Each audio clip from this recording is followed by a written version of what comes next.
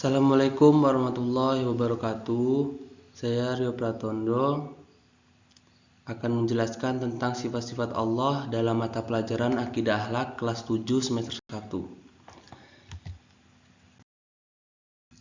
A. Sifat-sifat Allah. 1. Pengertian sifat wajib bagi Allah Subhanahu wa taala.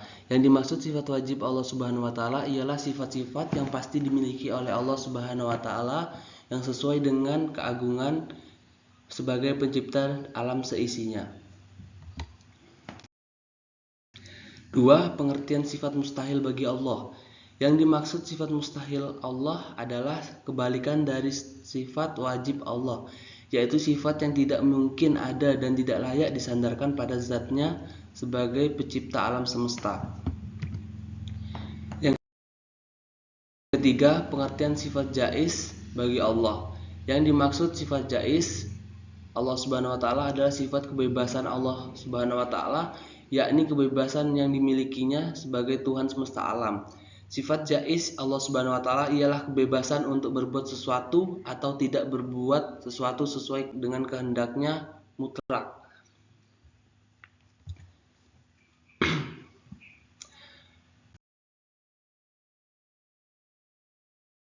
B. Bukti atau dalil kebenaran sifat-sifat Allah Subhanahu wa taala. Sifat-sifat Allah Subhanahu wa taala dapat dibuktikan dengan dua cara, yaitu dalil akli atau dalil yang didasarkan akal, dan dalil nakli dibuktikan dengan dasar Al-Qur'an dan hadis Nabi Shallallahu alaihi wasallam. Sifat-sifat wajib dan mustahil Allah adalah sebagai berikut. Yang pertama, wujud. Wujud artinya ada. Allah Subhanahu wa taala adalah Tuhan yang wajib kita sembah, itu pasti ada. Allah Subhanahu wa taala itu ada tanpa ada perantara sesuatu dan tanpa ada yang mewujudkan. Dan mustahil Allah itu adam, artinya tidak ada. Jadi kita harus meyakini bahwa Allah itu wujud, yang artinya ada.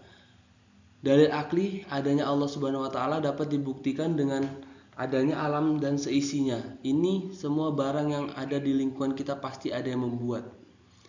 Jadi maksudnya kita nih harus yakin bahwa Allah nih yang menciptakan semua alam semesta beserta isinya, berarti itu Allah. Jadi kita memiliki keyakinan Allah itu ada. Dalil naklinya berdasarkan firman Allah Quran surah Ali Imran ayat 2. Yang selanjutnya, yang kedua adalah qidam. Sifat wajib Allah qidam artinya terdahulu. Sebagai zat yang menciptakan seluruh alam, Allah Subhanahu wa taala lebih dahulu ada sebelum makhluk, dan mustahil Allah itu hudus artinya baru. Nah, tentunya sebelum adanya alam semesta ini tentu Allah sudah ada, karena Allah ini yang menciptakan segala sesuatu alam semesta ini beserta isinya. Seperti contohnya handphone tidak mungkin handphone dulu ada baru penciptanya ada. Tentu harus ada orang penciptanya baru handphone itu bisa ada. Dalil akli, akal sehat mengatakan bahwa tukang kayu lebih dahulu daripada meja yang dibuatnya. Allah Subhanahu wa taala menciptakan alam semesta ini, dia lebih dahulu ada sebelum alam ini ada. Dalil nakli firman Allah Subhanahu wa taala Quran surah Al-Hadid ayat 3. Dan yang ketiga, baqa. Sifat wajib baqa artinya kekal. Allah Subhanahu wa taala senantiasa ada, tidak akan mengalami kebinasaan atau kerusakan, dan mustahil Allah itu fana artinya rusak. Jadi Allah itu tidak bakal bisa hancur atau rusak karena Allah itu kekal. Dari akli, semua makhluk ciptaan Allah Subhanahu wa taala akan rusak, sedangkan Dia sebagai pencipta tidak akan rusak. Allah Subhanahu wa taala akan kekal selamanya dan tidak akan pernah mati. Dari nakli firman Allah Subhanahu wa taala dalam Quran surah Ar-Rahman ayat 26. Yang keempat, mukhalafatul lil hawadis. Khalawatul hawadis artinya berbeda dengan makhluk. Allah pasti berbeda dengan makhluknya, meliputi sifat, zat, perbuatannya, dan mustahil Allah mumatsalatu lil hawadis artinya serupa dengan makhluk. Jadi Allah itu sangat berbeda dengan makhluknya dan tidak akan pernah bisa disama-samakan dengan makhluknya. Dalil akli, Allah memiliki sifat yang sempurna dan istimewa. Sifat Allah Subhanahu wa ta'ala berbeda dengan sifat makhluknya. Seperti sifat manusia. Sifat manusia ini tidak semuanya baik. Pasti ada yang buruk, ada yang jahat. Pokoknya tidak berbeda dengan Allah Subhanahu wa ta'ala yang memiliki sifat sempurna dan istimewa. Dari nakli, Allah Subhanahu wa ta'ala berfirman dalam surah Asy-Syura ayat 11. Yang kelima, qiyamuhu binafsihi. Artinya berdiri sendiri. Allah Subhanahu wa ta'ala tidak membutuhkan sesuatu apapun atau tidak membutuhkan tempat atau zat yang diciptakan. Mustahil Allah itu ihtiyaju li ghairihi, artinya butuh kepada orang lain. Allah itu mampu mengatur seluruh alam semesta ini tanpa dibantu oleh siapapun. Karena Allah itu memiliki sifat qiyamuhu binafsihi. Berbeda dengan manusia. Manusia membutuhkan tumbuh-tumbuhan. Begitu pula tumbuhan membutuhkan manusia. Jadi di alam semesta ini ciptaan Allah Subhanahu wa ta'ala semua memiliki keterkaitan. Dari akli, Allah Subhanahu wa ta'ala sebagai pencipta alam adalah maha kuasa. Dia tidak memerlukan bantuan dari kekuatan lain karena mempunyai kekuatan yang ada pada dirinya. Dari nakli, firman Allah Subhanahu wa ta'ala surah Al-Ankabut ayat 6.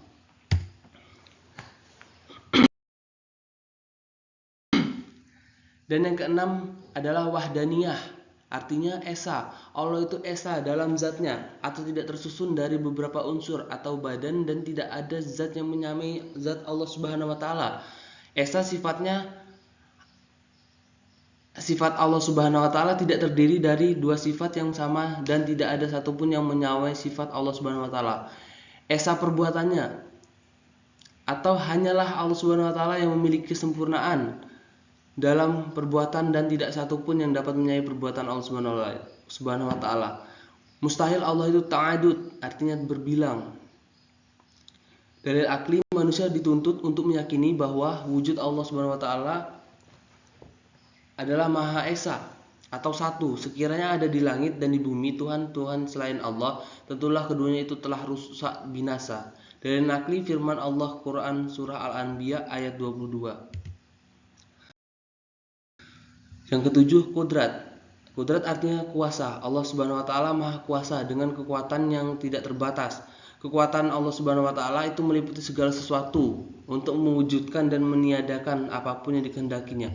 Mustahil Allah azun, artinya lemah. Jadi, apapun yang akan dikehendaki Allah itu pasti akan terjadi. Seperti contohnya bencana-bencana alam, penyakit, wabah, semualah itu pasti dari kuasa Allah. Dalil akli, manusia dapat berkuasa tetapi kekuasaannya sangat terbatas. Manusia tidak akan dapat mempertahankan dirinya untuk tetap hidup. Kuasa Allah Subhanahu wa ta'ala di atas segala-galanya. Dalil nakli, firman Allah Subhanahu wa ta'ala Quran surah Al-Baqarah ayat 20. Yang kedelapan, iradah, artinya berkehendak. Allah maha berkehendak dan tidak seorang pun yang mampu menghalanginya. Segala yang terjadi di dunia berjalan sesuai dengan kehendak Allah Subhanahu wa ta'ala. Mustahil Allah karahah, artinya terpaksa. Manusia, dalil akli, manusia mempunyai kehendak tetapi banyak yang tidak terlaksana. Kehendak Allah pasti terlaksana karena Dia maha kuasa. Jika Allah berkehendak, tidak ada satupun yang menolak kehendak Allah Subhanahu wa ta'ala. Dalil nakli, firman Allah Subhanahu wa ta'ala Quran surah Yasin ayat 82. Dan yang ke-9,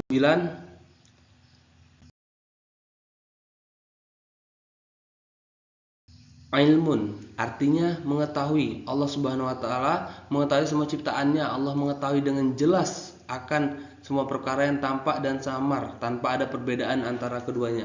Mustahil Allah itu jahlun artinya bodoh. Dalil akli, akal sehat pasti mengakui bahwa orang yang membuat sesuatu pasti mengetahui sesuatu yang akan dibuat. Allah Subhanahu wa taala adalah pencipta alam ini dan Dia mengetahui semua ciptaannya. Dalil nakli firman Allah Quran surah Al-Hujurat ayat 16. Dan yang terakhir,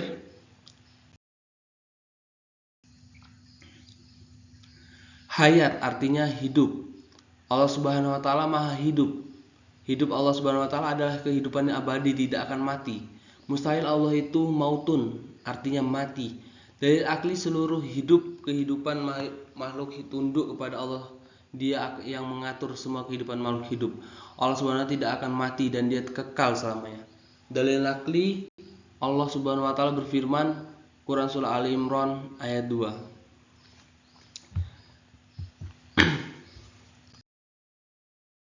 Baik, terima kasih. Mungkin hanya itu saja yang dapat saya sampaikan.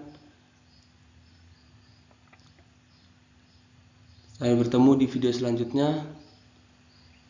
Assalamualaikum warahmatullahi wabarakatuh.